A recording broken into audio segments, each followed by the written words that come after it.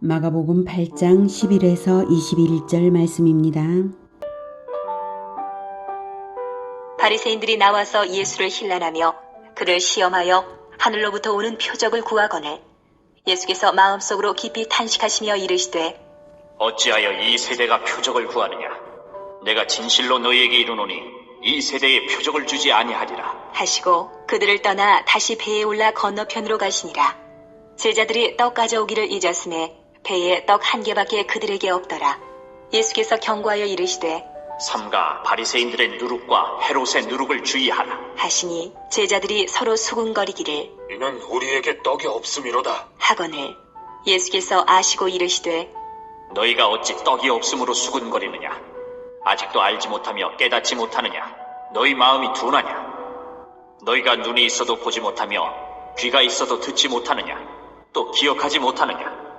내가 떡 5개를 5,000명에게 떼어줄 때에 조각 몇 바구니를 거두었더냐? 이르되 12이니이다. 또 7개를 4,000명에게 떼어줄 때에 조각 몇 광주리를 거두었더냐? 이르되 7이니이다. 이르시되 아직도 깨닫지 못하느냐? 하시니라. 사랑하는 형제 여러분, 9월 9일 목요일 새벽 묵상에 오신 것을 환영합니다. 이방에서 칠병이어 기적으로 4,000명을 먹이시고 갈릴리 호수를 건너 달마누다 지방으로 왔더니 바리새인들이 기다렸다는 듯이 예수님을 비난했습니다. 15절 말씀으로 보아서 헤롯 당원들과도 함께 나타났다는 것을 알 수 있고요. 마태복음 16장 1절에도 사두개인들과 함께 나왔다고 말합니다. 병행구절에서요. 그래서 사두개인들 중에 헤롯 당원들이 많거든요. 바리새인들은 서기관들과 많이 겹치고요. 그래서 삼가 바리새인들의 누룩과 헤롯의 누룩을 주의하라 이런 말씀을 하시면 서기관들 그리고 사두개인들도 역시 나쁜 가르침, 나쁜 교훈으로 이제 교훈을 삼는다. 이것을 함께 우리는 알아들을 수 있습니다. 자, 평소 서로 앙숙인 집단이었지만 서로 합심해서 나온 것은 이들은 바리새인들과 사두개인들은 서로 앙숙입니다. 근데 합심해서 나온 것은 당시 종교적 정치적 기득권자들끼리 결탁해서 예수님을 백성들과 분리시키려고 한 것입니다. 자, 11절부터 보겠습니다. 바리새인들이 나와서 예수를 힐난하며 그를 시험하여 하늘로부터 오는 표적을 구하거늘. 네, 표적이란 이적과는 좀 다른 뜻인데요. 이적은 기적, 미라클, 신기한 능력을 행한 것이라면 표적은 사인입니다. 메시지가 있는 이적을 표적이라고 합니다. 어떤 메시지일까요? 바로 이 표적을 행하는 자가 그리스도다라는 메시지입니다.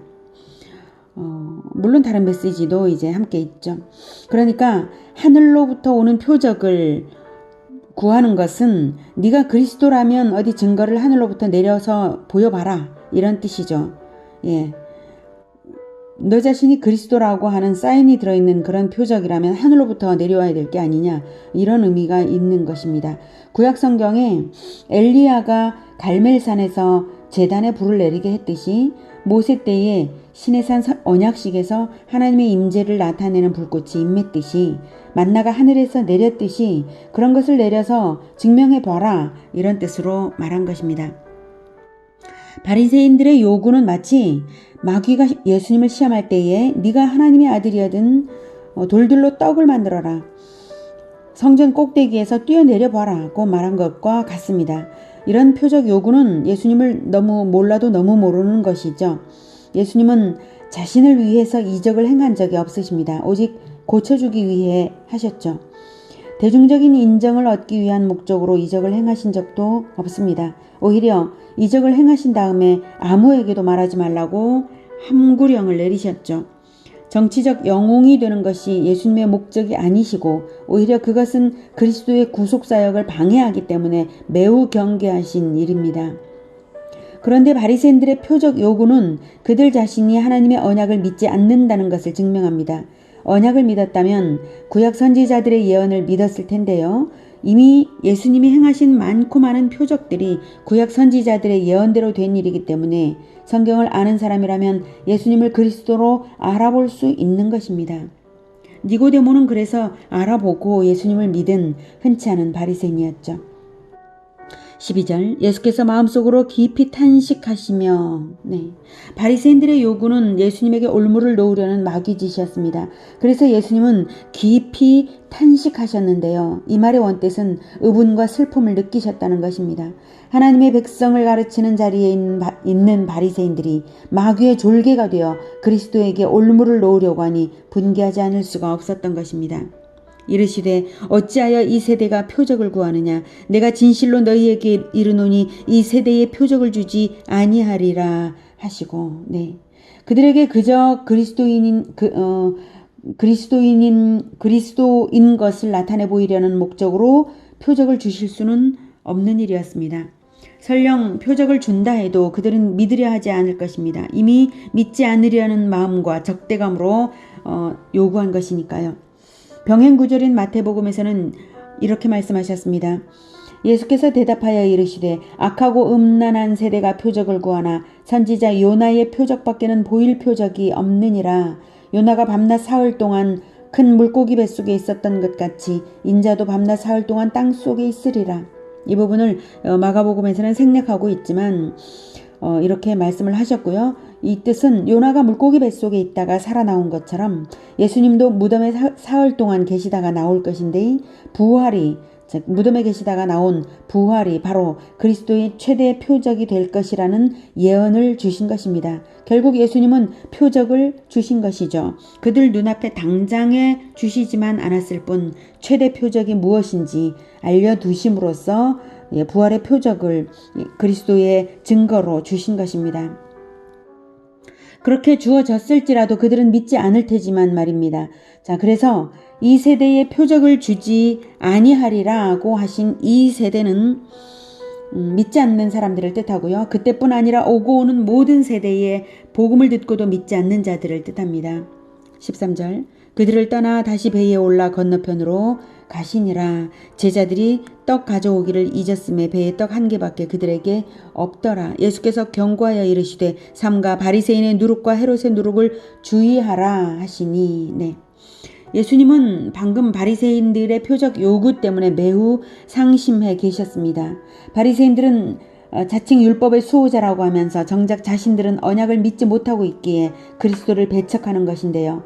그들 중에 다수는 서기관 즉 성경학자요 성경교사들이었다는 그 사실을 생각하면 통탄하지 않을 수 없는 일이죠.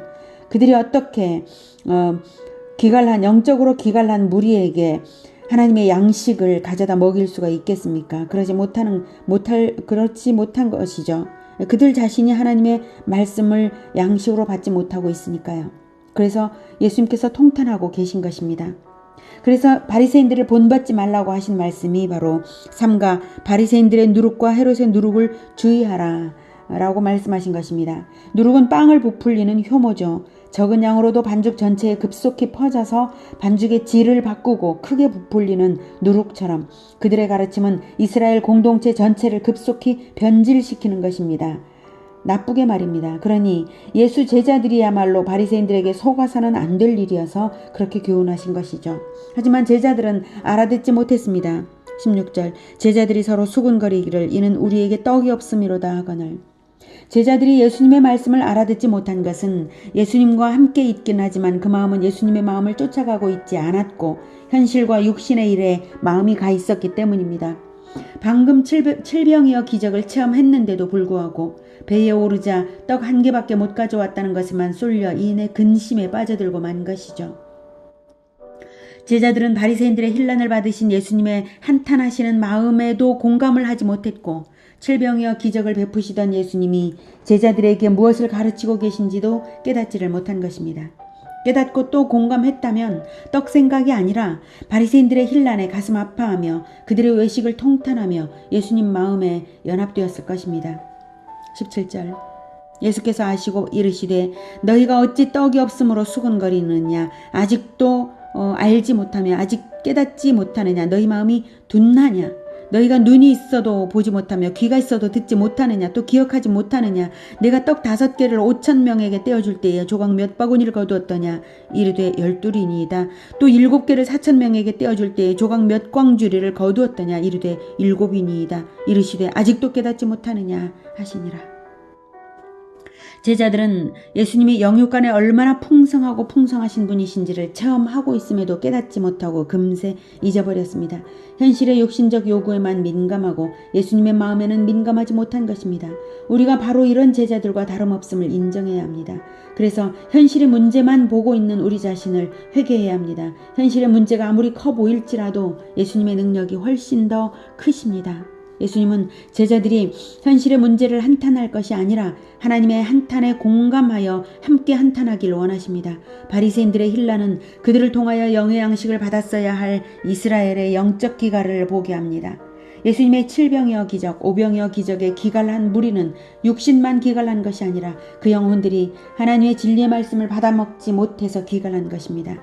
예수님이 적은 자원을 가지고도 많은 무리를 먹이신 것은 제자들 역시 적은 자원을 가졌을지라도 예수님과 함께 있는 한 많은 무리를 먹일 수 있을 것이라는 것입니다. 영육간에 그렇습니다. 그래서 예수님과 제자의 마음은 함께 가고 있어야 합니다. 결코 육신의 문제에 마음이 매여서는 안 되는 것입니다. 예수님 안에는 늘 풍성한 것이 있습니다. 아무 염려할 것이 없습니다. 현실의 문제가 발생한다 할지라도 그보다 더욱 큰 문제는 내가 예수님의 마음에 연합되지 못한 것이 더욱 문제인 것입니다. 현실의 문제는 나를 들여다보는 도구일 뿐이지 그 문제가 예수님과 나를 분리시키도록 문제에 빠져들어서는 안 되는 것입니다. 오늘 제자들은 현실 문제로 근심하느라 예수님의 더 중요한 가르침을 받지 못했습니다. 더 중요한 가르침은 외식하는 자들의 교훈을 따르지 말아야 한다는 것입니다. 오직 예수님의 가르침을 받아 영적으로 풍성할 때 육신의 문제는 없는 것입니다. 늘 예수님의 가르침을 묵상하여 예수님과 연합되어 살아가는 우리 모두가 되기를 축복합니다. 기도하겠습니다. 하나님, 우리는 늘 현실만 보고 현실의 문제에만 집중되며 현실의 문제에만 마음이 매여서 예수님과 동행하지 못합니다. 주님, 우리를 불쌍히 여겨주시옵소서. 이제부터 현실의 문제에 초점을 맞출 것이 아니라 현실 문제보다 뛰어넘어서 예수님의 마음에 더 공감되어서 예수님께서 바라보시는 그 문제, 진정으로 한탄해야 할 문제에 함께 공감하며 한탄하며 살아가겠습니다. 주님, 우리의 마음을 주장하여 주셔서 오직 성령께서 인도하시는 대로 보게 하시는 것을 보고 또 한탄케 하시는 것을 한탄하며 그리고 기억하게 하는 것을 기억하며 주님을 따르도록 주님 도와주시옵소서. 오직 주님께서 가르치신 그 가르침만 마음에 굳건하게 붙들고 주님만 따르겠습니다. 주여 도와주시고 우리로 하여금 먼저 영적으로 충만하게 하시고 또한 동시에 육신적으로도 부족함 없게 하셔서 근심에 빠져들지 않게 하여 주시옵소서. 설령 부족함이 있더라도 결코 근심에 빠져들지 않도록 우리를 붙잡아 주시옵소서. 우리가 근심을 넘어서 오직 주님과 함께 가겠습니다.